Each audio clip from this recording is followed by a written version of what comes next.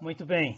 Ah, Caros colegas, muito boa tarde. Um prazer tê-los todos aqui em nosso evento desta tarde.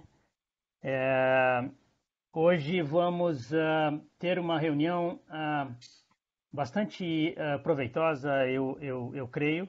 Um tema muito, muito importante a todos nós envolvidos na área de produção avícola, né? Hoje vamos ter uma revisão rápida e uma boa discussão ao final a respeito da gestão de dados como ferramenta de lucratividade, né? Nossa avicultura industrial já alcançou um ponto em que realmente temos que dar atenção a estas ferramentas disponíveis a nós hoje em dia, que fazem com que simplesmente seja a diferença entre a sobrevivência de uma empresa ou não. Ou seja, simplesmente o fato de tomarmos decisões administrativas e técnicas em base a um banco de dados bem gestionado, bem manejado pela empresa. Este será o nosso tema de hoje. Mas antes, para que alguns dos colegas que talvez estejam chegando um pouquinho atrasados, nos próximos minutinhos, vamos passar um pequeno vídeo e em seguida, então, começaremos com o evento.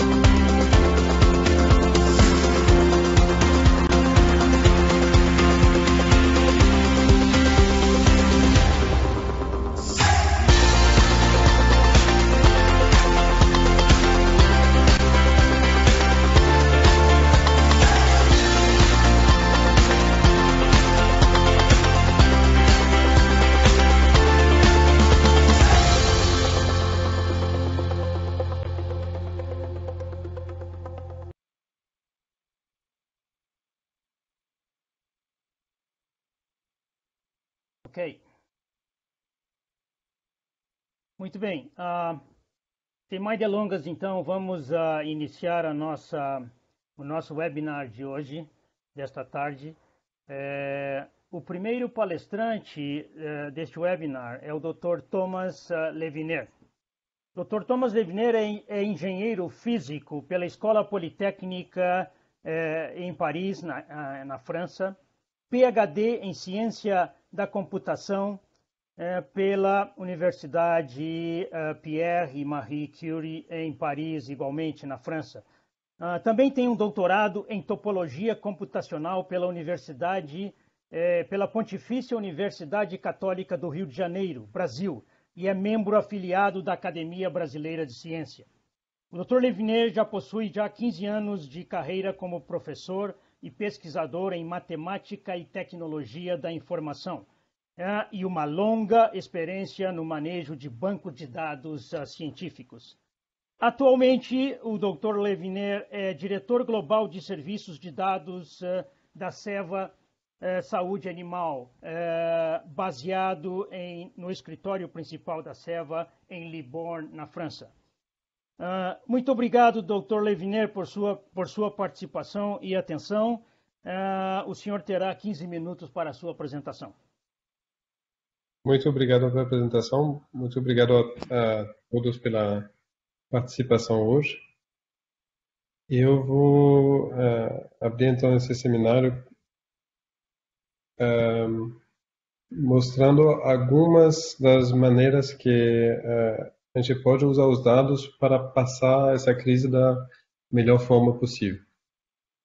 Essas informações vêm parte de um conhecimento mais tecnológico de como que funcionam essas interações de software de dados, parte de uma experiência também em consultoria, onde a gente colocou vários projetos de dados e serviços de grandes empresas através do mundo.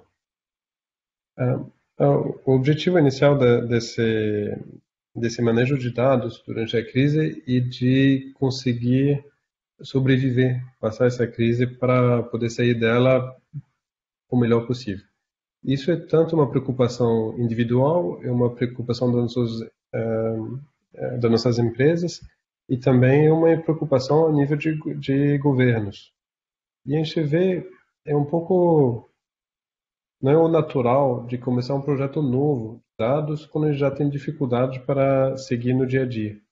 Porém, a gente vê que para sobreviver nessa crise, os governos e a maioria da informação que a gente recebe é muito quantificada. A gente vê mapas dia a dia sobre a evolução da doença, a gente vê modelos de estimação de quais são os cenários possíveis, e todos esses estudos apoiam as decisões a gente espera da melhor forma possível.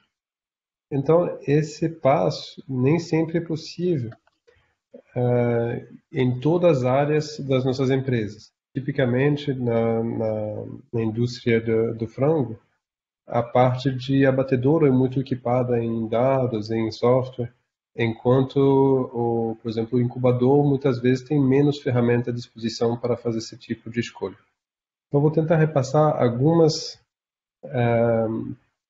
usos possíveis de dados para tentar navegar durante essa crise e sair dela da melhor forma possível, a diferentes níveis de maturidade. Alguns talvez se apliquem em áreas da empresa onde tem menos digitalização, menos coisas possíveis, e outras onde, ao contrário, tem muita ferramenta. Depois vou tentar mostrar como que a crise pode ser uma oportunidade. A gente tem lançado muitos projetos de dados a todos os níveis das empresas. Numa época era chamado de Big Data, hoje chama muito de inteligência artificial. Tem muitas ferramentas à disposição e numa época de lucro, podia tentar fazer todos esses projetos em paralelo. Não era muito razoável, mas algumas empresas fizeram. E com a crise, ao contrário, a gente tem que focar, e focando nos projetos certos, a gente consegue, na verdade, sair por cima da crise.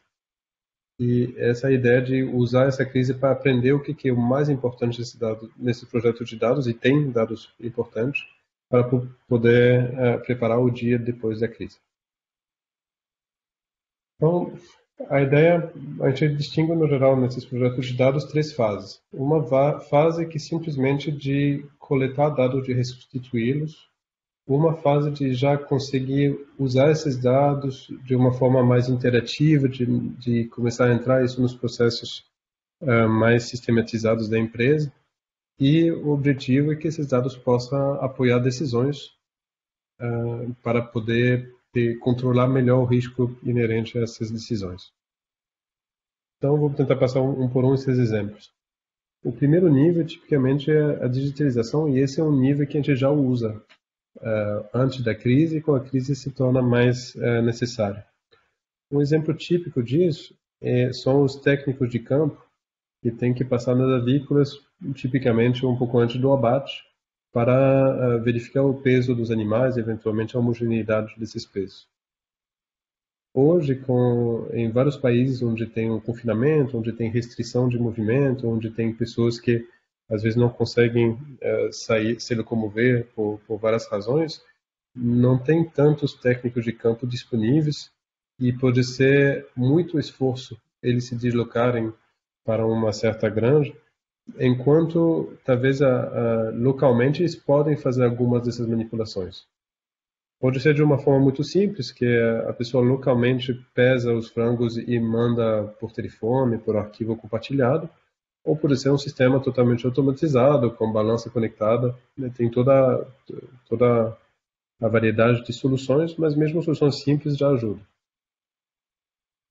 No exemplo que eu dei de passar por telefone, já não é digital. A pessoa tem que redigitar as coisas e requer uma certa logística. Tem que verificar que a pessoa consegue atender o telefone, várias coisas de detalhe, que só passando para o mundo digital, nem que seja um arquivo compartilhado, já permite dar um primeiro passo para ter esse dado disponível. Uma vez isso feito, isso permite facilitar esse suporte. Então, nesse exemplo do técnico de campo, mas teria a mesma coisa para um veterinário, a mesma coisa para um nutricionista, um especialista de manejo. E todas essas pessoas tendo acesso a esses dados de forma digital permite colaborar, hoje muito por videoconferência, para poder tomar a melhor decisão para um problema local.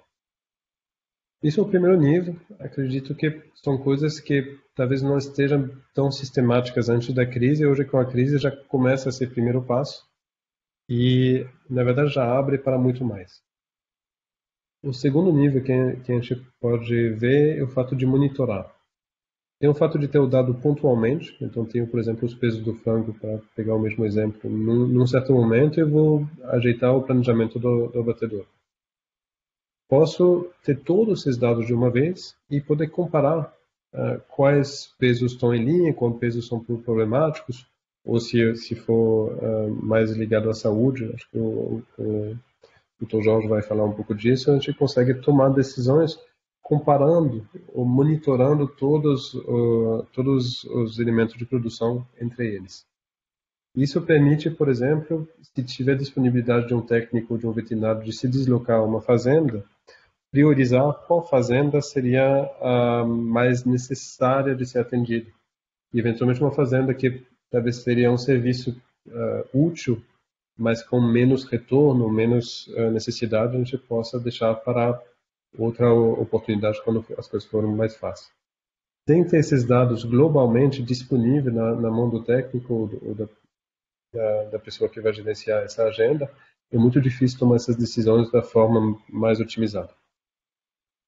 Uma vez que tem esses dados todos no mesmo lugar, a gente pode já reparar problemas mais cedo. A gente não precisa a pessoa localmente chamar por ajuda, a gente já pode ver através dos dados alguns, não todos, mas alguns problemas e atender mais cedo, evitando que esse problema piore e, infelizmente, com a parte de saúde, os problemas pioram muito rápido. Finalmente, tendo esses dados por um pouco de tempo, já por algumas semanas, a gente pode ver tendências. Tem coisas que a gente pode imaginar, o efeito do confinamento, menos circulação de pessoas, pode melhorar alguns tipos de contaminação, mas tem efeitos que talvez a gente não imaginaria, tipicamente a disponibilidade das pessoas. Essas tendências a gente descobre, e a gente consegue descobrir mais cedo através dos dados, do que tendo os contatos de pessoas em pessoa. Isso é uma questão de velocidade. E conseguir identificar essas tendências mais rápido, nesse período de incerteza, é uma vantagem competitiva importante para as empresas. Finalmente, o terceiro nível, e isso requer um pouco mais de maturidade nos níveis anteriores, é de conseguir ter todos esses dados por um período de tempo suficiente para aprender deles. Hoje tem muitas pessoas que são expert na área deles e aprenderam por prática. Porém, é às vezes difícil conseguir formalizar ou quantificar todos os detalhes de uma decisão. Tendo 1 ano, 2 anos de dados na mão, a gente consegue identificar quais foram os períodos favoráveis, tentar identificar parte nos dados, parte pela memória e expertise das pessoas, quais eram as condições reunidas para chegar numa situação favorável. E daí a gente pode imaginar, simular como que cada decisão pode afetar, tipicamente, os valores econômicos da empresa. E baseado nessas previsões, isso requer tipicamente um código de algoritmo, a gente consegue tomar decisões baseadas em dados mais precisos. Um exemplo típico é nos abatedouros, a gente pode ter uma mudança de mix, que a gente está observando pelo fato das pessoas não consumirem tanto no restaurante, por exemplo. E essa mudança de mix nos coloca num patamar que não é usual. Então tem que refazer o planejamento, pode ter decisões de deixar o frango amadurecer mais no campo, ao contrário de abater em outros pesos. É uma decisão difícil e para não tomar essas decisões só pelos sentimentos, mas para garantir que a gente está tentando pegar essa melhor decisão, a gente pode começar a usar essas ferramentas. Então, esses são um pouco os níveis de maturidade que a gente espera no uso dos dados. A ideia é que, vendo o que realmente vai ser útil, vai ser necessário, o que fez mais falta, a gente consegue, dentro de todos esses produtos de dados, teria muito mais para a indústria avícola, selecionar quais são os que têm mais importantes durante a crise e depois da crise. Tipicamente, antes da crise, a gente tinha projetos, a gente chamava de inteligência artificial para fazer chique, mas tem de todas as ferramentas, às vezes ferramentas muito simples, às vezes ferramentas realmente de deep learning que requerem assim, essas técnicas. E precisava de toda uma arquitetura de dados, uma arquitetura de TI, todo um processo de decisão que implicava medida de risco, retorno, tudo isso para começar um projeto de dados. E isso a gente fazia porque a gente tinha um pouco esse luxo, essa visibilidade de começar um projeto para alguns meses, talvez alguns anos, até ver o primeiro retorno. Com a crise, não é mais nada disso. A gente vai focalizar sobre as tarefas essenciais. A gente está mais para apagar incêndio, tendo que alguns desses projetos podem ajudar a apagar incêndios. E uma das partes que eu vejo como uma grande oportunidade é que esses projetos de dados eles requerem uma organização que a gente chama de ágil. Não ágil no sentido de ser rápido, ágil tem uma definição certa disso e requer uma certa mudança na maneira de trabalhar. Uma dessas grandes mudanças é de confiar nas pessoas. É uma coisa que as organizações trocaram ao longo dos anos por impor processo, impor ferramenta para seguir, em vez de confiar no bom senso das pessoas. Com a crise, a gente se dá conta que a gente precisa do bom senso das pessoas para andar e está trazendo resultados muitas vezes surpreendentes. A gente internamente, com os clientes, se dá conta que tem muitas boas iniciativas que ajudam a passar essa crise. E isso puxa para ter essa reação ágil, de confiar mais nas pessoas, de responder a uma mudança mais rápido, de não seguir um plano que foi feito para 5 anos, mas de ver a realidade ao longo dos dias. E isso é um terreno muito propício a esses projetos de dados. Essa mudança, ela pode ser transicional, quer dizer que a gente só gera a crise de forma ágil, porque até talvez não tenha outra escolha. Mas se a gente faz a gente tenta tirar proveito do que funcionou bem durante a crise, acho que a gente está preparando para depois da crise as nossas empresas serem mais eficientes, mais fortes, mais ágeis também. E a gente ajuda também a saber quais tipos de projetos seriam os mais úteis. Dentro de todos os projetos maravilhosos que a gente pode fazer com a inteligência artificial, tem muitos que talvez ao ver da crise pareça um pouco gadget. Não que eles não sejam úteis, porque talvez eles não sejam tão necessários como a gente imaginava num período mais luxuoso. E tipicamente tem projetos que a gente consegue prever, não sei, por exemplo, o peso de um frango com 6 meses de antecedência, 6 semanas, desculpa, de antecedência para os frangos que tem bastante no norte da Europa de vida longa. São projetos difíceis de realizar, eles trazem um certo benefício, porém muitas vezes a gente não consegue acioná-los. Enquanto prever o peso do frango da semana seguinte de uma maneira muito mais precisa, é uma coisa que a gente pode acionar na hora do abate. Então a gente pode tentar distinguir entre todos esses projetos, aqueles que ajudam, mas de uma forma muito leve, mais para a compreensão, e aqueles que realmente fornecem ferramentas de decisão.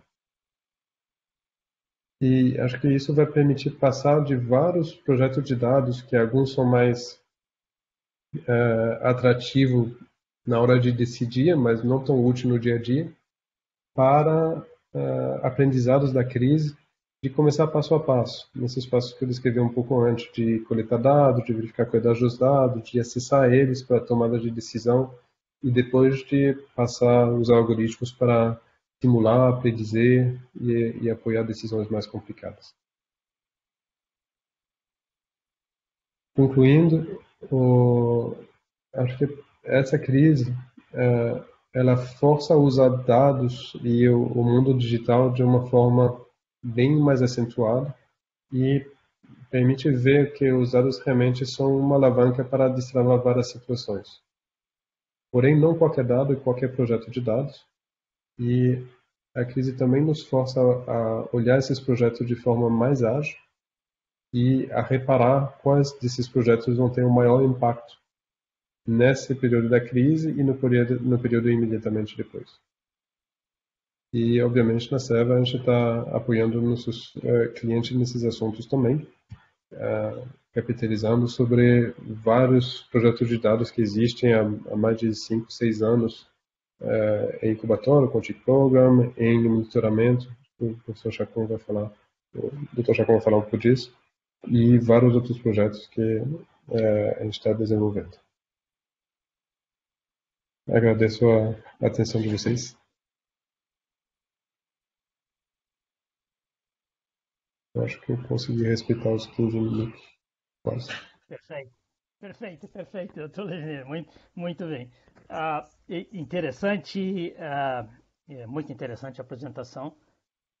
Me lembrou algo que a gente tenta fazer, mais ou menos, né? Puxando um pouco a brasa para o meu assado, a gente tenta fazer já há algumas décadas, o pessoal na nossa área, que é algo chamado plano de contingência. Ou seja, o que fazer quando explode alguma coisa, quando tem um desastre. E esse manejo de dados é algo que chama atenção, porque nós estamos manejando a contingência à medida que os dados estão sendo recoletados e avaliados, em tempo real, basicamente. Nós temos um plano de contingência em tempo real. Muito interessante, me chamou a atenção. Ou seja, nós estamos fazendo uma sintonia fina no sistema a todo momento. Muitíssimo obrigado, doutor Leviner. Realmente muito boa apresentação. Pessoal, sem demoras, vamos em seguida ao nosso segundo palestrante da tarde. Ele é o Dr. Jorge Chacon. Dr. Jorge Chacon é médico veterinário pela Universidade Nacional Maior de São Marcos, Lima, Peru. É mestre e doutor em patologia aviária pela Universidade de São Paulo, USP, pelo campus da capital, em São Paulo. E, igualmente, tem o título de MBA em Gestão Industrial pela Fundação Getúlio Vargas. O Dr. Jorge Chacon já é profissional da Seva já há pouco mais de 11 anos, nas áreas de medicina aviária, inovação e desenvolvimento de biológicos aviários, com passagens pela Europa e Brasil. E o Dr. Chacon, nesse momento, é gerente de serviços veterinários da Seva Saúde Animal no Brasil. Dr. Chacon, o senhor tem 15 minutos para a sua apresentação.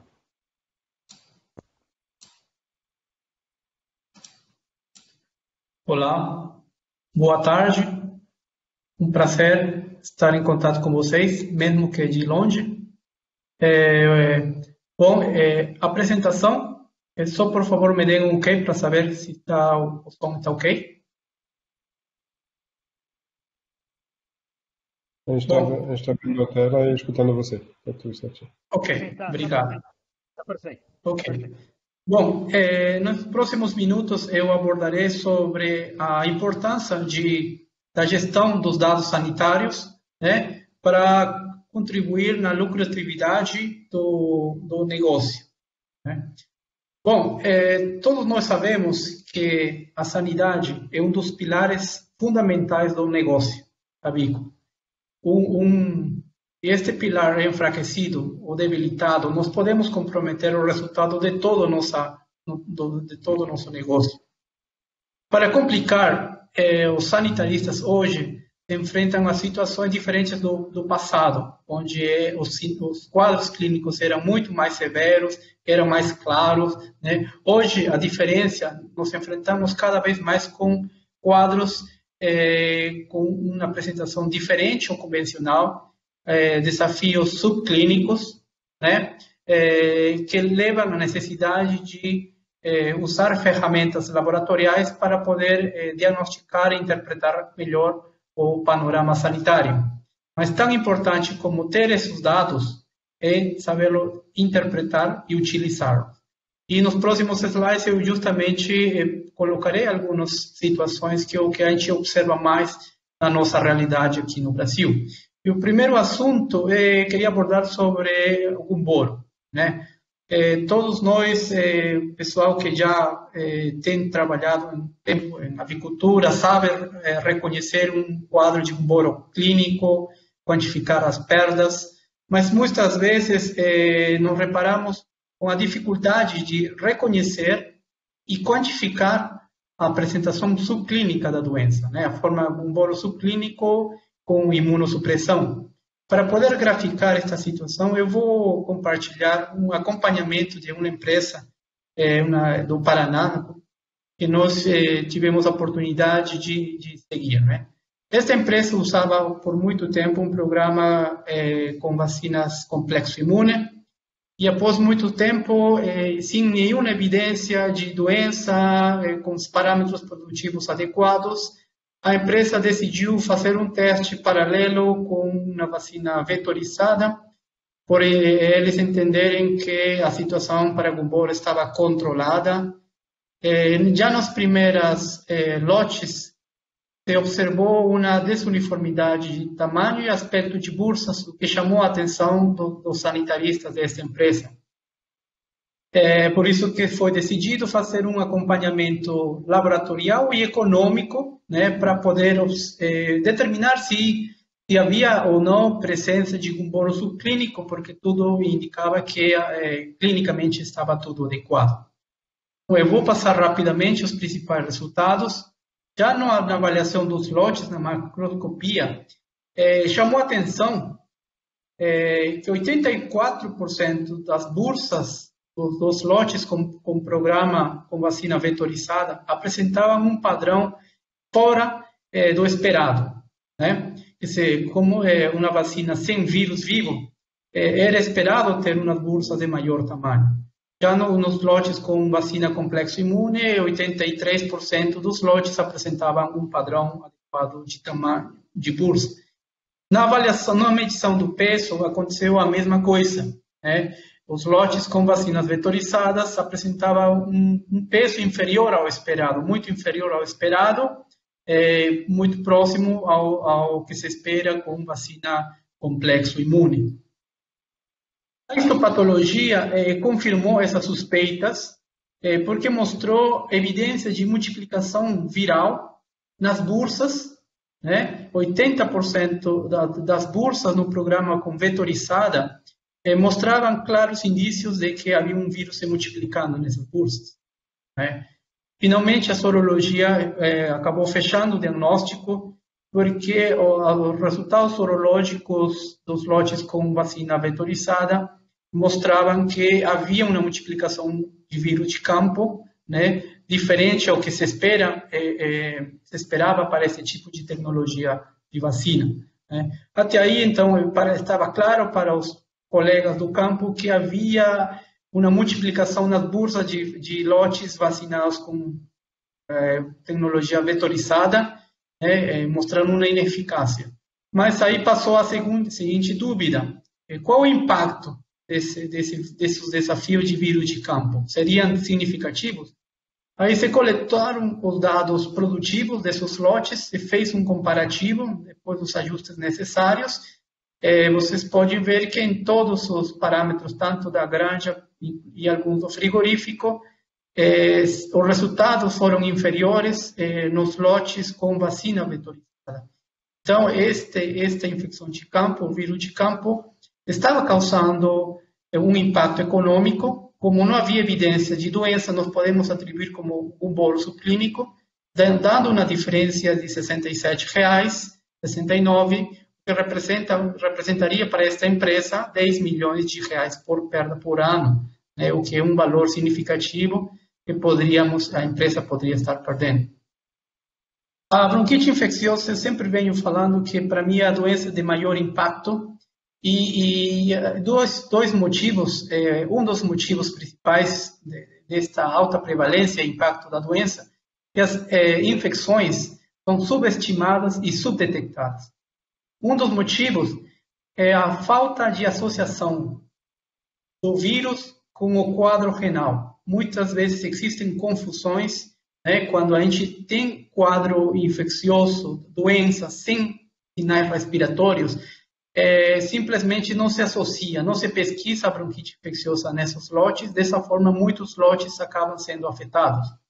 Para complicar a situação, as ferramentas que ainda se usam, a sorologia, não são totalmente eficazes. Neste compilado aqui de monitorias, comparando sorologia e PCR de lote de frango de corte, né, de 11 empresas, vocês podem ver que a sorologia detecta menos da metade dos lotes realmente infectados. Então, isso também complica as subdetecções deste vírus da bronquite no caso de frango de corte. O impacto também é subestimado, e o motivo é que as empresas, a maioria delas, não quantificam ou não reconhecem todos os parâmetros que são afetados por esta infecção. Parâmetros da granja e do frigorífico, né? Muitas vezes, nossos colegas apenas focam nos parâmetros mais evidentes, né? E desta forma, o impacto da doença é subestimada, e isso leva à falta de decisões para poder controlar esta doença. Esta tabela resume o que eu queria mostrar. Vocês podem ver nessa tabela grande, cada coluna, cada número representa uma empresa, né? E aqui podemos ver nas linhas os parâmetros que são afetados pelo vírus da bronquite, parâmetros da granja e do frigorífico, né? Os dados, os números em pretos, são dos dados que as empresas analisaram para poder quantificar o impacto da bronquite em lotes infectados usando a PCR como método de diagnóstico. Todas estas interrogações significam que estes dados não foram compilados, não foram analisados para chegar ao cálculo total do impacto da doença. Mesmo assim, vocês podem ver que com apenas 3, 4 parâmetros quantificados, podemos ver o impacto economicamente significativo da bronquite por cada 1.000 frangos, né? Empresas que perdem mais de R$500, R$60, né? É muito variado porque as condições de criação são diferentes. Em momentos de crise como agora, onde o custo do alimento da ração está elevado, as empresas normalmente tendem a reduzir, cortar despesas em todas as áreas, né? Aqui, isso acontece nas nossas casas também, mas aqui é mais um desafio para o sanitarista. Tomando como exemplo, de novo, a bronquite, que ela, em média, prejudica 50 gramas na conversão, nós podemos detectar que 160 gramas de ração são necessárias adicionais para que o frango atinja o peso para que ele estava programado, né? E o impacto econômico disso depende muito do custo da ração. Hoje, com um custo de ração de 1,18, por exemplo, o impacto é maior, como vamos ver aqui nesta tabela, né? Podemos ver o impacto da bronquite em dois momentos, com custo de alimento alto e baixo. Quando temos um custo de alimento caro, né, o impacto da bronquite significa 20 centavos a mais por frango para atingir os 3,2 quilos.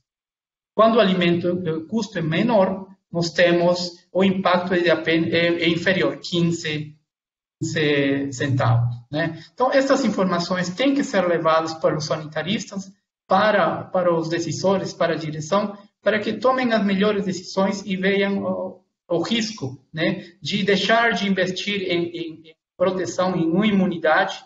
Neste caso, vacina de bronquite representa menos de 0,30% do custo total do seu frango de corte. E aqui nós estamos apenas avaliando o impacto sobre a conversão. O pessoal, nossos amigos da área de postura comercial, sabem que a laringotraqueite é uma das doenças de maior impacto, né? Experiências no mundo todo assinalam que quando o vírus ingressa em granjas de múltiplas cidades, é impossível eliminar o vírus da granja, a menos que se eliminem todas as aves e exista um vazio sanitário de 2 a 3 meses. Na nossa realidade, nós coletamos as informações sobre o impacto econômico desta doença nos bolsões afetados aqui no Brasil. Lotes com bronquite, com laringotraqueite, têm mortalidades médias de 18%, né? E vocês podem ver aí que o impacto econômico, as despesas, incluindo medicações, desinfecções, são grandes, né? Para lotes de 100 mil aves, e eles variam muito do momento do desafio, né? Se a infecção acontece na recria ou na fase de produção. Na nossa realidade, o lucro cessante por cada lote de 100 mil galinhas infectadas representa um prejuízo de mais de R$1 milhão, né? De outra forma, podemos entender o problema. Esta granja deixará de vender 8 milhões de ovos para o mercado, né? Então, vocês podem ver o impacto grande. Logo após o desafio inicial, a empresa vai ter que implementar um programa vacinal robusto, e já este custo se eleva a R$27 mil, em média, fora todo o trabalho de manejo, desinfecções, descarte de aves que a empresa vai ter, né? E aqui a mensagem para as empresas, para as regiões que são livres ainda deste vírus, né? Montar um programa preventivo, dependendo da vacina selecionada, vai custar entre 5 mil a 10 mil reais. Em outras palavras, todas as perdas causadas por desafio da laringotraqueite em um lote paga o programa vacinal de 100 a 200 lotes, né? Então, vocês podem ver aí que nesta situação é importante montar um programa preventivo. Finalmente, na área de matrizes, eu queria usar de novo a bronquite infecciosa porque nas nossas avaliações é a doença de maior impacto. E é a doença de maior impacto porque nossos colegas do setor não reconhecem ou não quantificam as perdas, as múltiplas perdas, quando nós temos um desafio aqui nas matrizes. O impacto da doença chega a atingir até as granjas de frango de corte com um efeito direto e indireto sobre o rendimento no frigorífico, né? E a diferença do que acontece em frango de corte, nas empresas de matrizes normalmente se fazem monitorias, mas um erro comum são as interpretações dos resultados, né? O que leva a erros no diagnóstico da doença, em consequência um programa vacinal inadequado que vai resultar em falta de proteção. E apenas para graficar um trabalho brasileiro publicado de uma empresa que acompanhou os desafios por bronquite infecciosa. Este lote, por exemplo, teve até 3 desafios, mesmo usando um programa vacinal altamente intenso, né, com muitas vacinas. Os próprios autores do trabalho chegam à conclusão que essa falta de proteção foi originada pelas cepas vacinais que foram usadas no lote, né? Então, a empresa sabia que havia bronquite infecciosa, mas não chegavam, as empresas às vezes não chegam a saber a cepa que está envolvida no desafio, né? Porque, como é conhecido no mundo acadêmico e científico, a proteção para a bronquite infecciosa requer de uma homologia, né? De usar cepas homólogas vacinais similares ao vírus que está circulando no campo. Agora, quando nós temos um problema por bronquite infecciosa, temos outras despesas por desinfecções, medicações. Muitas empresas fazem um diagnóstico errado e começam a usar vacinas para outras doenças, né, vacinas desnecessárias, e muitas vezes essas despesas e medicações são maiores que um programa efetivo, né?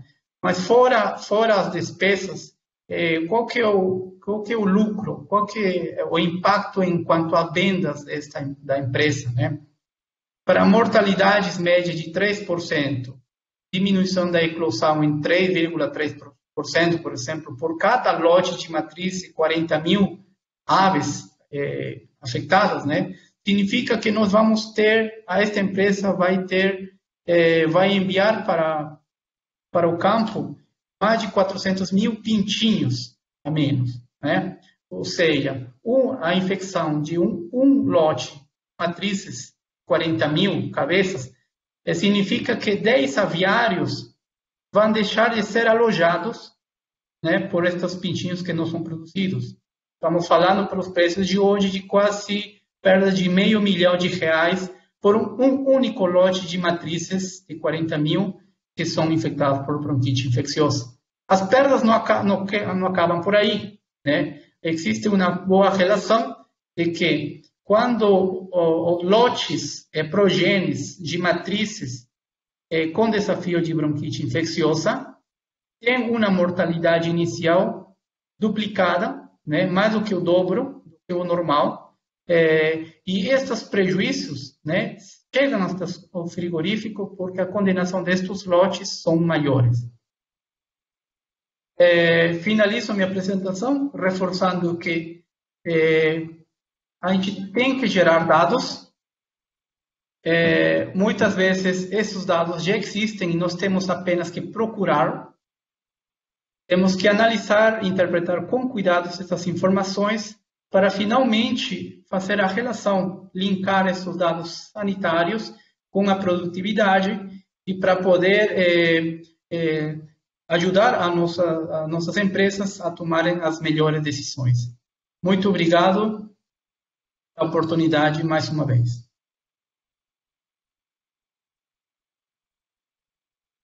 Ok. Muito obrigado, Dr. Chacon. Realmente foi um exemplo espetacular do que eu chamaria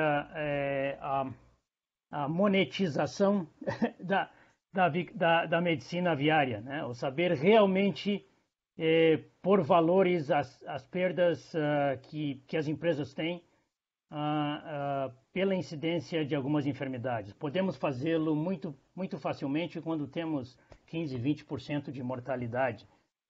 Mas quando as diferenças são sutis, extremamente sutis, o efeito subclínico das enfermidades, que é o realmente normal na avicultura industrial do mundo inteiro, é exatamente a mesma coisa, como esses dados do Brasil mostrados aqui. O ponto realmente não é fácil e muitos colegas realmente não conseguem determinar as perdas que estão ocorrendo subclinicamente. Isto é chave para a sobrevivência de muitas empresas. Então, eu acho que nós temos que realmente aprender a monetizar as enfermidades aviárias. E isso só acontece através da geração, através de uma apropriada geração e um apropriado manejo de um banco de dados. Não há outra opção. Muito obrigado novamente, Dr. Chacon. Excelente apresentação. Muito bem, eu gostaria de passar agora ao terceiro palestrante desta tarde, terceiro e último palestrante desta tarde. Nós temos conosco o Dr. Jonatas Wolff. O Dr. Jonatas Wolff é médico veterinário pela Universidade do Paraná, campus de Palotina, especialista em avicultura pela UNO-Chapecó, em Chapecó, Santa Catarina, possui um MBA pela Fundação Getúlio Vargas, é também mestre em produção animal pela Universidade Tecnológica Federal do Paraná, em Dois Vizinhos. E, igualmente, especialista em medicina aviária pelo Colégio de Medicina Veterinária da Universidade Estadual da Carolina do Norte, nos Estados Unidos. O Dr. Wolff tem extensa experiência em produção, extensão rural e medicina de aves e suínos, adquirida ao longo de 19 anos de carreira em grandes empresas de produção industrial verticalizada de suínos e aves no país. Atualmente é gerente executivo de agropecuária da empresa Seara Alimentos, do Grupo JBS, com responsabilidade sobre as áreas de saúde animal, laboratórios e genética. Dr. Wolff, muito obrigado pela sua presença e por estar conosco nesta tarde e poder compartilhar um pouco de sua experiência. O senhor tem 15 minutos para a sua apresentação. Muito obrigado, Dr. Sesti. É uma satisfação estar com vocês, tão renomados colegas. Quanto mais quando a gente percebe aqui na lista dos participantes antigos e atuais colegas. Obrigado por essa oportunidade. E nós vamos fazer, então, com vocês aqui, diante do briefing que a gente construiu, uma discussão que eu diria que ela é quase que epistemológica. Ela é de construir a teoria do conhecimento para reforçar o quanto a informação ela é importante e definitiva para a gente tomar decisão. E o processo decisório é o que constitui, é o que constrói as empresas de sucesso. Nós temos um pensador da área de finanças comportamentais, um dos homens que mais dinheiro tem no mundo, chamado Warren Buffett, que ele sempre diz o seguinte, que a gente tem normalmente 3 caixinhas na nossa cabeça. Se em 5 minutos eu achar que é muito difícil, vai para a caixinha do não, ou muito difícil. Se em 10 minutos não me convencer, eu jogo para o não e eu excluo essa opinião, essa posição, essa informação. Se em mais de 10 minutos eu conseguir convencer e tornar essa comunicação efetiva, é a partir daí que a gente consegue construir resultados melhores. Vamos ver então se nesses 15 minutinhos a gente consegue, com esse racional, defender que a comunicação ela precisa promover mudança, ela precisa promover a gente fazer as coisas diferentes. Da mesma maneira que a informação é base para tomar decisões de maneira assertiva e definitiva. Eu vou construir com vocês aqui um racional analítico muito sucinto, muito sintético, e de alguma maneira a gente aprende que adulto, na andragogia, precisa sempre teorizar um pouquinho. Então nós vamos falar um pouquinho da teoria da decisão, dentro da agroindústria, como esse processo decisório é utilizado, a importância da informação que a gente gera dentro da companhia, que é o que a gente denomina de informação orgânica, falar um pouquinho de algumas ferramentas e tecnologias dentro de um conceito, de um modelo de agroindústria que a gente já tem utilizado e talvez no presente momento, eu diria o momento atual, ele é sui generis. Quanto a gente é bombardeado e recebe de informação e da importância que a gente dá e usa essas informações no processo decisório, deixar um ponto de interrogação, de questionamento no processo mercadológico atual, quem definitivamente decide esse nosso processo, e aí dar um exemplo na prática de como as coisas funcionam dentro da agroindústria. Nesse sentido, de maneira muito rápida aí, a gente precisa lembrar que o estudo do processo decisório dentro das organizações, né, dentro de um conceito organizacional, ele tem sido objeto de discussão nos últimos 50 anos. Sempre ressaltando que, quando a empresa precisa decidir, é porque ela está reagindo a um problema. Ela precisa diminuir as incertezas, diminuir as dúvidas que ela tem em relação às problemáticas, usar as perspectivas que são cognitivas, que são de inteligência das pessoas que estão dentro da companhia, sempre para tomar uma decisão ótima. Quando na última linha, toda organização, toda empresa, toda agroindústria, ela é um sistema de decisões, onde o tempo inteiro a gente está, de alguma maneira, tomando decisão. E o processo decisório tem como base a informação. Então, de maneira muito categórica, os colegas anteriores, né, Dr. Thomas e Chacon, disseram para nós o seguinte: é a informação que é base e é o recurso fundamental para mim decidir. E nesse processo decisório, eu posso amparar minhas decisões dentro de um racional lógico, né, dentro do que a gente chama de modelo racional, onde eu sempre vou seguir aquilo que a metodologia nos ensina. Eu posso aplicar, por exemplo, a metodologia de PDCA. Eu identifico o problema, eu analiso o problema, analiso o fenômeno, identifico as causas, proponho algumas ações, checo se essas ações foram efetivas, concluo e depois eu sigo para um próximo pedaço, para um próximo patamar. Essa decisão ela pode ser processual também. O tempo inteiro nós, dentro de uma companhia, nós estamos gerando informações e elas acontecem em ciclos que são muito dinâmicos, acontecem dentro de rotinas de controle, de geração de papéis, de informação, de apontamentos, de relatórios, de comunicações, inclusive de políticas que cada uma das companhias tem. E esse processo decisório ele pode ser muito processual, baseado num sistema de padronização, por exemplo. Ou ele pode ainda seguir características mais anárquicas ou políticas, talvez o atual momento seja um exemplo disso, enquanto definições políticas ou mesmo midiáticas que a gente tem tido. No modelo de tomar decisão, é importante a gente usar a informação que a gente gera dentro da companhia. Cada companhia, cada empresa, os colegas que estão nos ouvindo, geram uma série de informações, utilizam os seus RPs, os seus sistemas de registro de informação, catalogam esses dados e utilizam a informação como processo decisório para reduzir incerteza e tendo como elemento-chave sempre essa informação gerada. Se aí nós vamos utilizar metodologias para categorizar esses problemas, para identificar as causas, né? De qualquer maneira, na última instância, a gente sempre está querendo identificar esse fluxo, disseminar, treinar as pessoas, capacitar e sistematizar essa informação, para que ela seja de amplo conhecimento, e preservar isso dentro de sistemas que contribuirão, inclusive, para compor a memória da empresa, da organização, dentro do que a gente chama de um sistema de padronização. De maneira mais aplicada, e aqui eu diria até emblemática, eu estou trazendo para vocês um exemplo, ele é casual, mas de alguma maneira tem a dialética onde a gente posiciona aqui indicadores técnicos e resultados de custo. Dentro da Seara, nós temos aqui exemplos de indicadores técnicos, todos os quais estão dentro de painéis de gestão, os quais, de maneira muito dinâmica, a gente pode acessar todo o nível de detalhamento de informação que vão lá no nível de produtor, de operador, do detalhamento da produção, mas todos esses indicadores, eles conversam com os resultados de custo.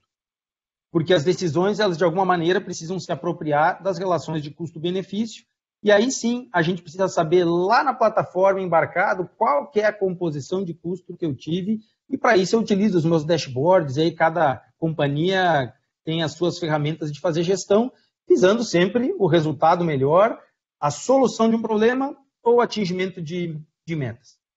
O Thomas mencionou para nós, não vou entrar nessa alçada, mas hoje as empresas, aqui de uma maneira muito ilustrativa, visual, com alguns hologramas, a gente deixa muito claro que todo o edge computing que põe alguns gateway para a gente ir para a próxima etapa, que é botar as coisas na nuvem, ou mesmo blockchain, que são várias etapas para evitar a fraude ou a falha na minha informação de dados, a tal da internet das coisas, né, onde a gente conecta o celular lá dentro da granja, com um RP, com um sistema da companhia e já joga isso para dentro de painéis de gestão, ou a mesma utilização de ferramentas de mídia social, de ferramentas sociais, hoje já se conversam dentro das grandes companhias. A gente pode chamar de maneira bonita aí os BIs, os Big Data, ou mesmo Data Science, congregando tudo que a gente vê aqui no quadrante inferior do slide, o nosso sistema de transporte já com rastreabilidade, vinculando carga, identificando e customizando o veículo, temperatura, tempo de parada, mesmo sistemas de gestão dos nossos extensionistas, equipes técnicas no campo, vinculando resultados de laboratório, ou mesmo dos nossos resultados informacionais e, sem dúvida, os processos legais claramente vinculados dentro do meu sistema de servidores. Tudo isso precisa conversar para que a gente utilize as tecnologias. E aí a gente tem uma série de ferramentas, e aí que eu coloco de maneira ilustrativa, e imagino que contributiva, daquilo que as empresas das companhias, o nosso segmento agroindústria já utiliza, né? Os modelos de gestão de ficha de produtor sistematizada, com calendários de produção dentro de uma cronologia, de um sistema de produção muito cadenciado, vinculando os alertas, né, no sistema de IoT que a gente já tem dentro de granjas, de temperatura, de sensoriamento, de sistemas de acompanhamento e gestão, informações de peso para predição de cenários, para construção de planejamento, cenário de alojamento de pinto, de incubação de ovos, e aí montando, inclusive, modelos de incubação puxada, né, em que a gente tem a incubação já anterior, um processo a 50, 60 dias ao processo de abate, fazendo isso, como o Thomas muito bem comentou, de maneira digitalizada, com checklists, acertos de lote, a própria remuneração já vinculada ao sistema central da companhia, e inclusive evoluindo para modelos de feedback, ou mesmo de feed forward, que fazer para frente com as informações que a gente obtém, caminhando na última linha, no extremo direito da tela de vocês, para aquilo que a gente chama até de um assistente técnico virtual, para fazer a atividade acontecer lá na granja, nas nossas atividades. Eu trago aqui um slide do Rabobank, ele é de 2 anos atrás, de questões que moveriam o nosso futuro, baseado nas informações que a gente capta, mas a gente já tem até uma certa refratariedade nessas informações, dado o dinamismo e o momento em que a gente vive de crise, e aí eu aproveito para reforçar aquilo que já foi comentado pelos colegas anteriores, né, do quanto a crise nos estimula e faz aquilo que antes poderia ser simplesmente um push ou um pull driver, aquilo que nos empurra, nos puxa para determinadas demandas de mercado, muito mais como condições sine qua non para a evolução e para a continuidade do nosso negócio, né? A Max Spencer, a empresa com a qual a gente tem algumas parcerias estabelecidas, ela sempre diz para nós que a gente precisa dizer como será o nosso frango, como será o nosso suíno, trazê-lo sempre com adjetivos, né? Por favor, me informe de onde ele vem, que fazenda ele foi criada, que sistema, se é no modelo slow grow, se foi utilizado ingredientes orgânicos, se esse frango estava feliz na criação. Então, tudo isso é informação que nos fazem pensar que tem mais gente decidindo o nosso modelo de negócio para nós, não só provendo informação.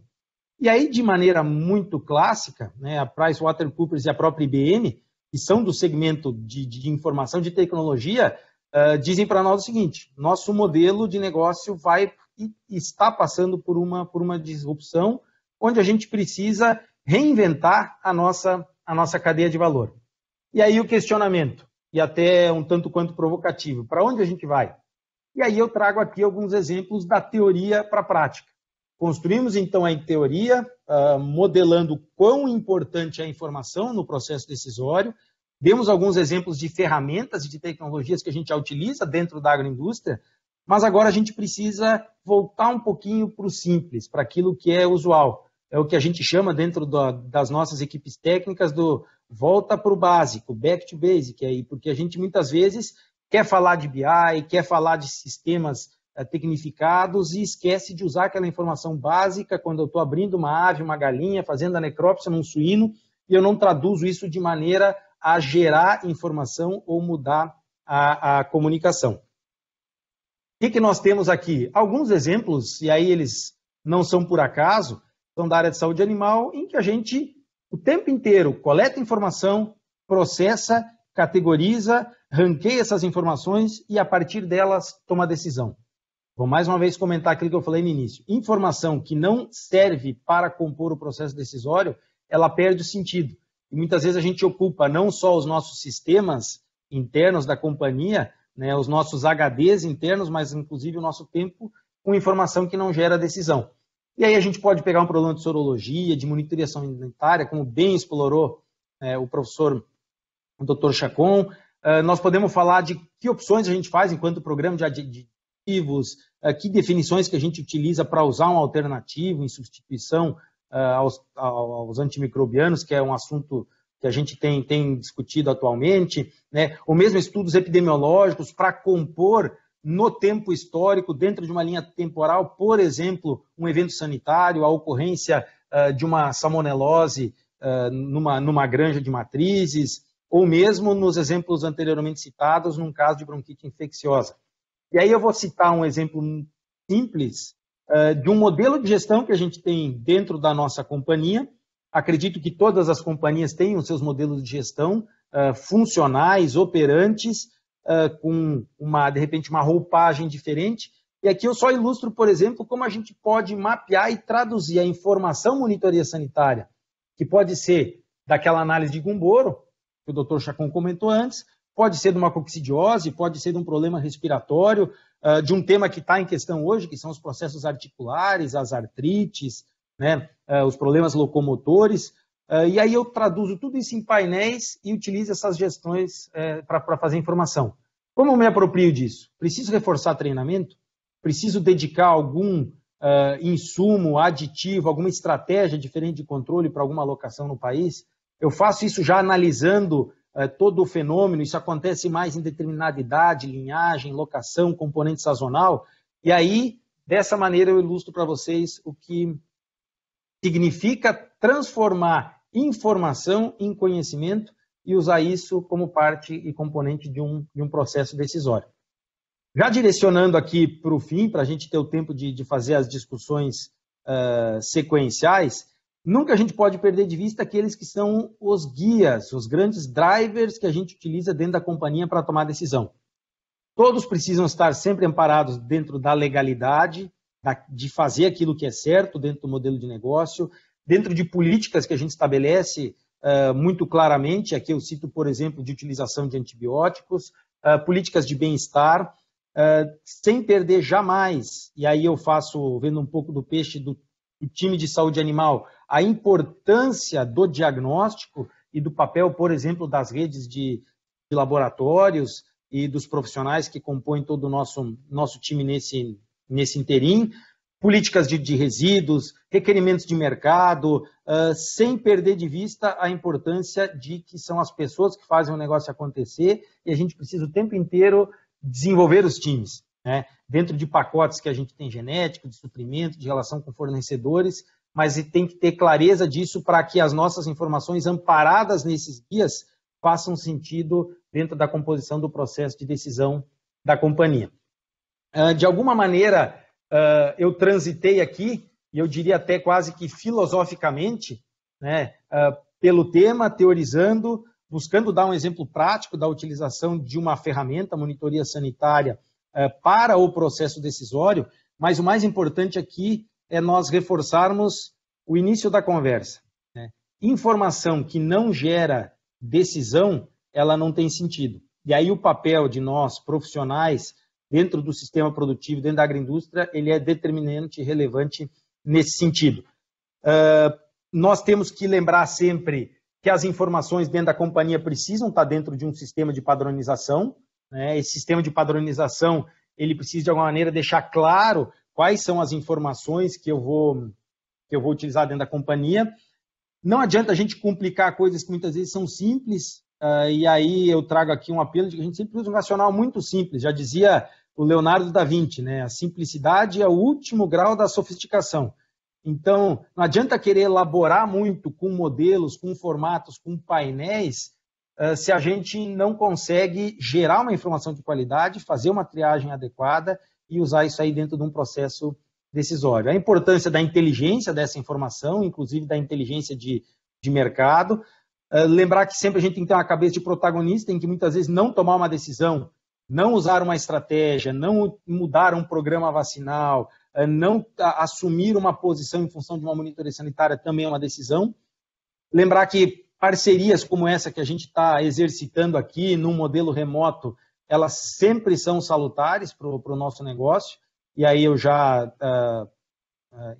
faço um agradecimento aí, finalizando para a Seva. Lembrando que a mudança ela vai ser sempre permanente, a gente vai ter processos de aprendizagem que são contínuos aí na nossa jornada, e nós temos que lembrar que a informação ela é um bem da companhia, é um ativo de cada companhia, de cada empresa. E a gente tem que entender que a gente precisa transformar essa informação em conhecimento e esse conhecimento em decisão. É muitas vezes deixar de usar o nosso cérebro como um HD, né, só para armazenar, mas usar ele como uma memória RAM, em que a gente consiga processar a informação e utilizá-la de maneira adequada. Mais uma vez, o meu agradecimento. Estamos à disposição aí para os questionamentos. Obrigado pela oportunidade. Estamos à disposição. Muito obrigado, Dr. Jonatas Wolff. Realmente foi espetacular sua apresentação, porque de uma maneira magistral, o que o senhor fez foi colocar os conceitos e os procedimentos mencionados pelos palestrantes anteriores dentro da realidade de uma empresa, que é o dia a dia, né? Dentro do dia a dia da realidade de uma empresa industrial de aves e suínos. Excelente, muito bom. Bem, pessoal, eu só queria lembrar aos assistentes, a todos que nos estão assistindo, que no lado direito da sua tela existe um íconezinho que se chama chat. Aí vocês podem colocar suas perguntas, dúvidas e comentários, as quais serão recolhidas pelo pessoal que nos está auxiliando e eventualmente passadas a mim, ok? Então não esqueçam de fazer as suas perguntas. Eu já tenho algumas aqui, creio que é melhor passarmos rapidamente a discussão. Eu já tenho algumas dúvidas da assistência, e uma delas ao Dr. Thomas Leviner. Como que o senhor acredita que a gestão de dados influenciará as decisões das empresas no futuro? Acho que vai ser mais que influenciar. Tem dois aspectos. Um é que o nosso trabalho vira cada vez mais complexo, então vai ser muito difícil concentrar a expertise, o conhecimento suficiente na mão de uma pessoa só que possa decidir. Essa pessoa vai ter que ser auxiliada, pode ser pela ajuda dos dados para poder mastigar esses dados, apresentar eles da forma mais adequada para a decisão, como também para ajudar ela a ponderar opiniões de outras pessoas que vão combinar expertise e dados. Essa complexidade ela só vai aumentando. A pressão do consumidor fica maior, está pedindo a criação de frangos de uma maneira mudando de ano em ano, com redução de antibiótico, com bem-estar animal, com várias partes, e em muitos países com redução do número de pessoas que têm disponibilidade, o número de pessoas por ave, pelo menos. Então, essa complexidade vai tornar os dados a única maneira, porém, é um apoio à decisão. A gente está longe de ter um computador tomando a decisão sozinha, e eu não sei se seria recomendado. Okay. Muito obrigado, doutor. O Dr. Jorge Chacon, tendo as diferenças de desempenho multifatoriais, obviamente, vacinas, programas de vacinação, tipos de alimento, clima, como se pode realizar uma avaliação do impacto das doenças?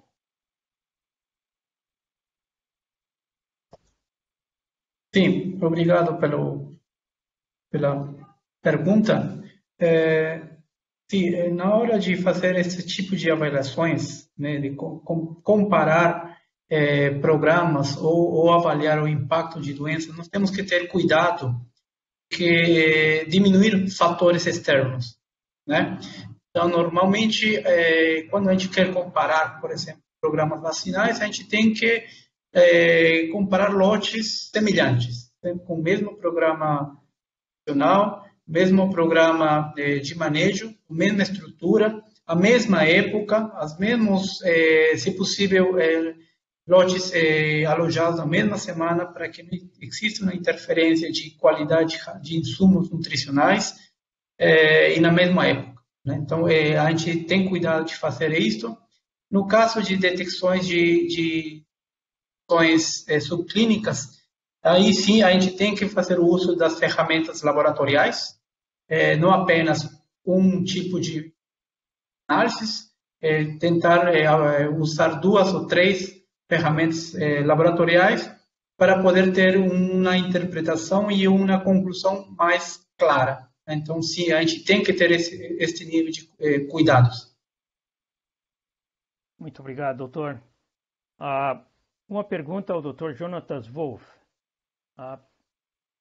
Quais são as ferramentas que guiam a Seara hoje no levantamento de informações para suportar as tomadas de decisão?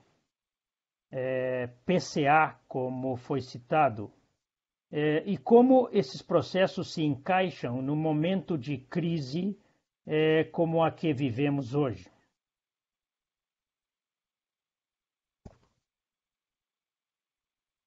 Ok, é uma pergunta que eu diria que ela até tem uma composição também, voltando no início da minha conversa, é epistemológica. A gente tem que entender qual que é o drive, o que me guia para tomar decisão.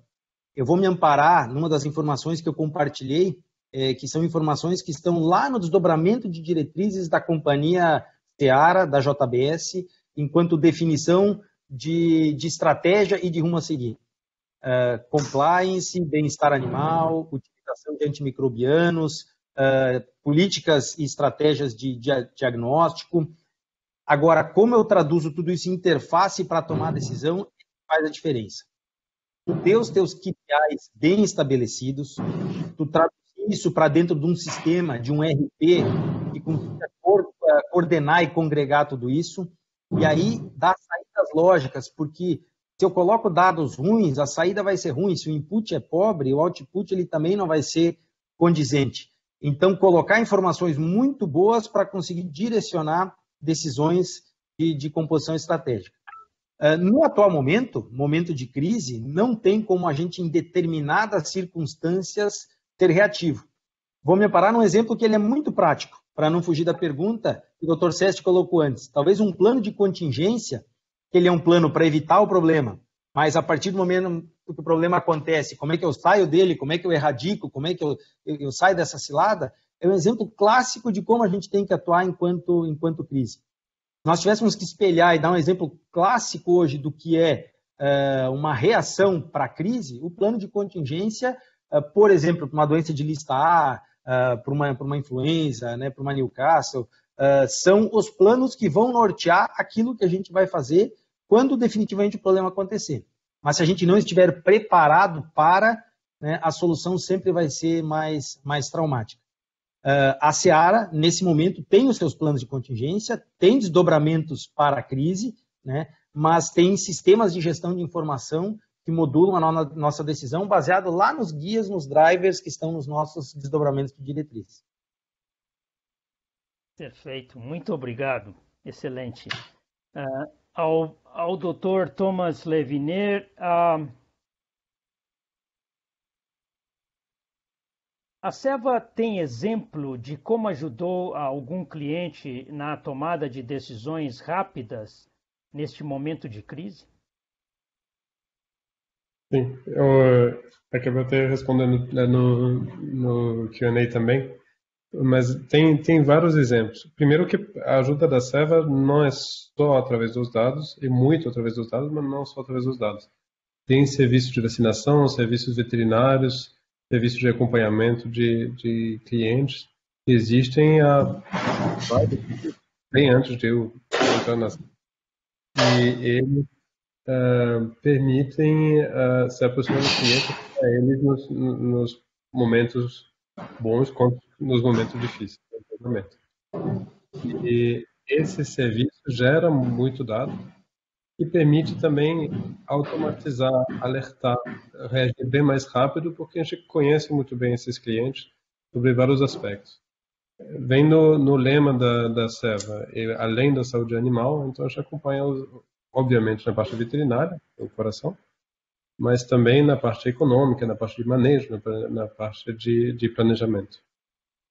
Esse acompanhamento da crise bem mais próximo foi desde, então, ajudar a procurar álcool gel nos abatedouros, a procurar máscaras, até a gente produziu um pouco de álcool gel para alguns clientes, então ajuda rápido, ajuda na tomada de decisão de como mudar o manejo do campo em termos de peso, se valia mais a pena aumentar, deixar o frango mais no campo ou menos, consequências podia ter.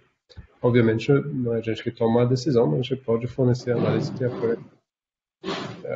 E, bom, acho que deve ter centenas de casos em apenas um ano que eu entrei na série.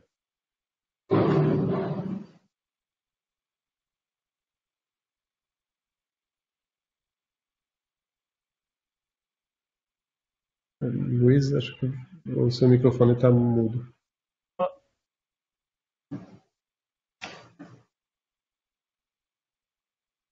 Ceste, não lhe escutamos. Alô, alô, alô, agora sim? Sim. Ok, perfeito, obrigado. Dr. Chacon, a SEBA já tem alguma ferramenta para mapear a epidemiologia por regiões? Alô, sim, nós temos já faz uns anos trabalhando com um programa chamado GPS, que inicialmente era um programa de monitorias epidemiológica. Consistia em detectar os patógenos que estavam circulando nas empresas produtoras de frango, hoje já estendida para outras posturas também.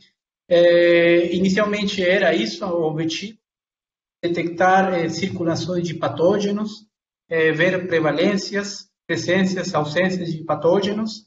Hoje já estamos em outro patamar e linkar a produtividade destes lotes monitorados, graças às informações fornecidas pelos clientes, e onde nós estamos ajudando a mostrar pontos de oportunidade de melhoras sanitárias e, com isso, produtivas, né? Este programa não é exclusivo do Brasil, é um programa mundial. Em todos os países onde a SEBA tem presença, estamos trabalhando, temos um dado mundial, e isso nos permite também analisar tendências, perfis sorológicos por regiões, por países, por programas vacinais, fazer correlações, né? Aqui posso mencionar algumas, por exemplo, de maiores títulos de sorológicos por bronquite, piores conversões alimentares, menor peso inicial significa maior condenação aos frigoríficos. Então, sim, temos essas ferramentas para poder justamente, né, linkar os dados sanitários com a produtividade dos lotes.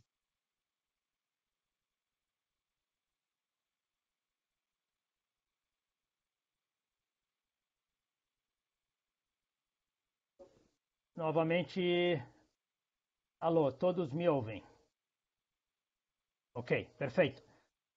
Dr. Jonatas Wolff, na sua opinião, as metodologias de análises de dados utilizadas pela Seara também são aplicáveis às pequenas e médias empresas?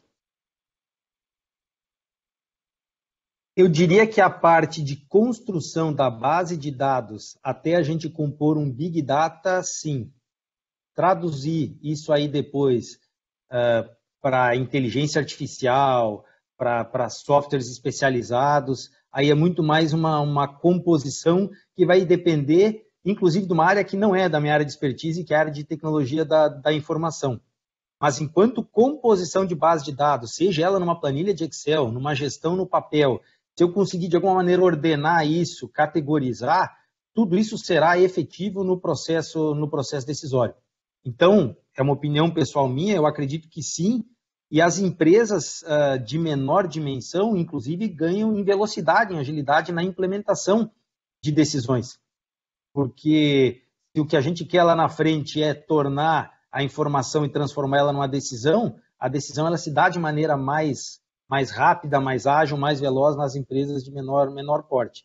É evidente que quando tu tem uma empresa continental, com as dimensões, por exemplo, da Seara, a gente tem um N amostral muito grande, a gente tem realidades distintas de composição, de locação geográfica, de desafio sanitário, falando da área de saúde animal, em que a gente precisa respeitar.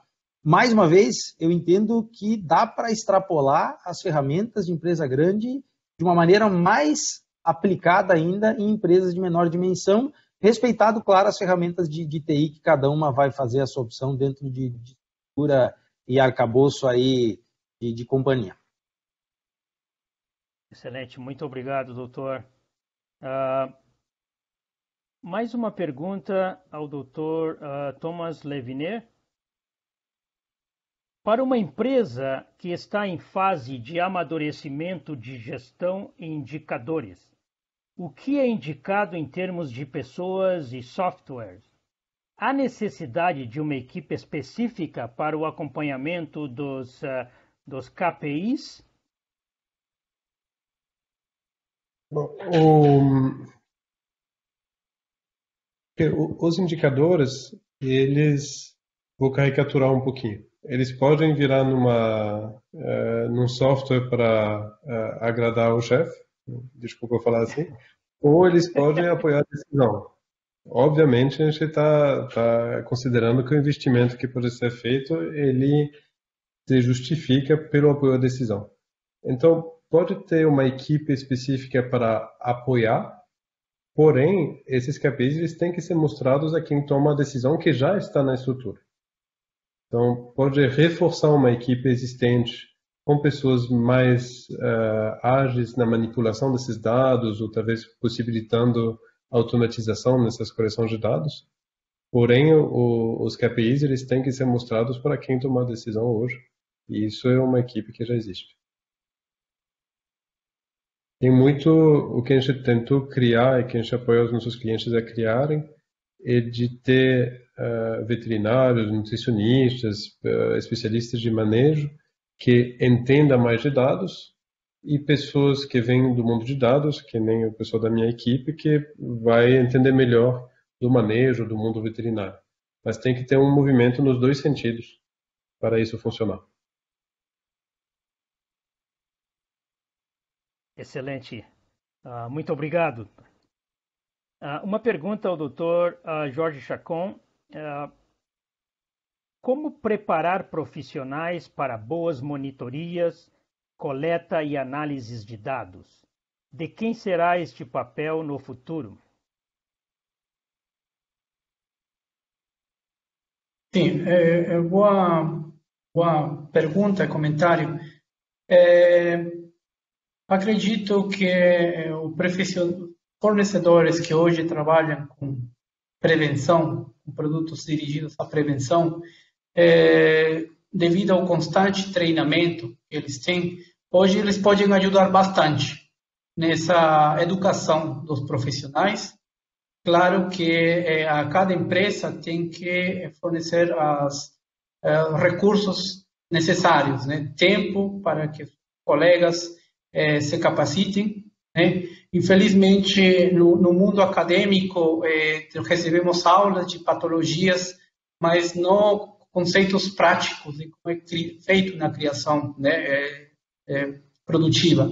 Então, eu acho que pela frequência de treinamentos, o pessoal que está trabalhando em sanidade pode contribuir bastante com esta formação e educação continuada dos colegas.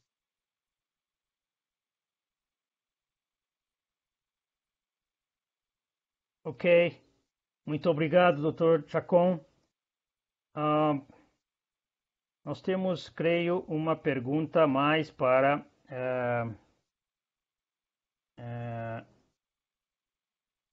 para o Dr. Jonatas Wolff.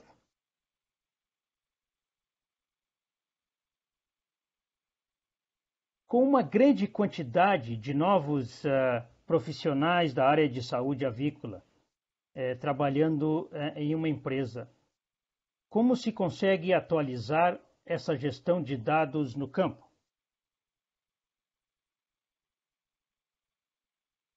Está muito em linha, doutor César, com a pergunta anterior, né, feita para o doutor Chacon. Acho que a chave é a educação continuada. Em grandes companhias, a gente tem um trabalho, eu diria que ele é hercúleo de o tempo inteiro estar promovendo atualizações, inclusive porque a gente tem estruturas de difusão, de disseminação de tecnologia, de informação, para chegar nos profissionais que estão no campo, na linha de frente. O papel do sanitarista, do responsável técnico, do veterinário que está lá no campo, ele é determinante. Passa pelo que o doutor Chacon falou, da capacitação acadêmica, da formação de base, mas muito mais do querer, do cara ter vontade, ir atrás, estudar, né, se esforçar, se empenhar e se vincular àqueles que são os propósitos e os processos de informação também dentro de cada companhia.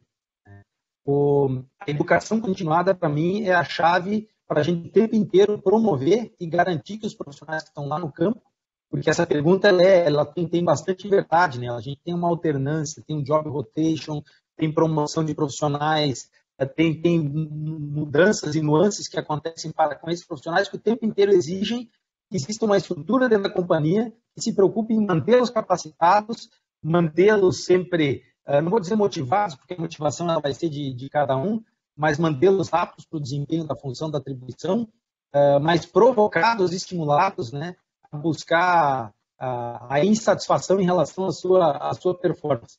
Então, esse é um papel que a gente faz com o time de RH, que a gente faz com o time de TI, de informação, mas que nós, profissionais técnicos, não podemos negligenciar e delegar para os demais. Eu acho que cabe muito a cada um, a cada profissional, e tem o papel também das áreas de formação dentro da companhia. Excelente. Muito obrigado, doutor. Uma última ronda de perguntas, então, começando com o doutor Thomas Levinet. Seria possível prever os pesos de frangos com algumas semanas de antecedência? Conforme o senhor comentou em sua apresentação. O que é necessário para que possamos fazer isso com boa assertividade?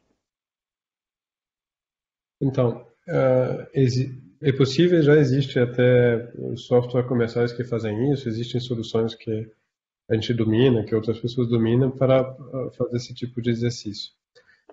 A questão essas previsões elas têm duas características. Primeiro, elas têm que ser coerentes quando você vai reavaliar. Tem uma previsão que dá um número 3 semanas antes e dá um número nada a ver 2 semanas antes do abate, acaba criando mais confusão do que ajuda nessa tomada de decisão. E isso é uma das coisas que nem todas as ferramentas que existem apresentam. Obviamente também são previsões que podem sofrer uma alteração se tiver um fator forte que muda, se mudar o programa alimentar, por exemplo. A segunda parte, elas têm que ser utilizadas como previsão. Ou seja, se a gente introduz um certo grau de incerteza no planejamento, tipicamente do abatedouro, o abatedouro tem que conseguir manejar esse dado com essa incerteza para realmente tirar proveito disso. Então, se a gente faz uma previsão e a gente toma isso como verdade, faz todo o planejamento e qualquer mudança pequena faz que o planejamento não funciona mais, que precisa de muitas horas extras no abate, a gente acaba piorando a situação. E a gente faz isso junto com o planejamento do abate para garantir que se tiver uma precisão menor, o abatedouro tem um pouco de margem de segurança, aí funciona. Perfeito, excelente, muito claro. Muito obrigado. Ao Dr. Jorge Chacon, existem vários kits sorológicos ELISA para a detecção de anticorpos contra a bronquite infecciosa. Existem diferenças em sensibilidade entre esses kits disponíveis no mercado? Sim, existem diferenças.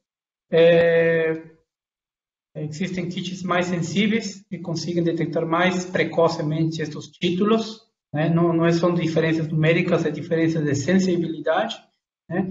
Então, o gestor que interpreta esses resultados tem que ser ciente dessas diferenças, né? Porque isso pode levar a erros nas interpretações. Dando, por exemplo,